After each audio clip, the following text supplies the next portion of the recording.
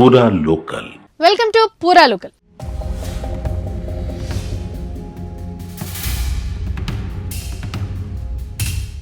గూఢాచార్యానికి పాల్పడుతున్నారనే అభియోగంపై ఢిల్లీలోని పాక్ హైకమిషన్ కార్యాలయ అధికారి ఒకరిని భారత్ బహిష్కరించింది.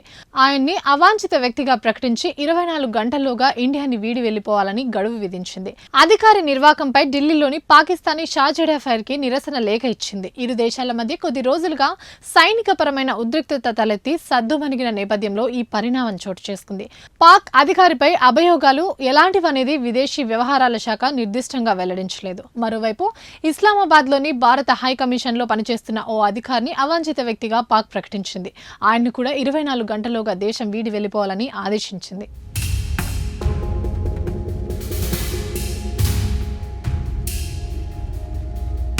ఇవి ఇప్పటివరకు అప్డేట్స్. మరిన్ని అప్డేట్స్ కోసం చూస్తూనే ఉండండి పూరా లోకల్.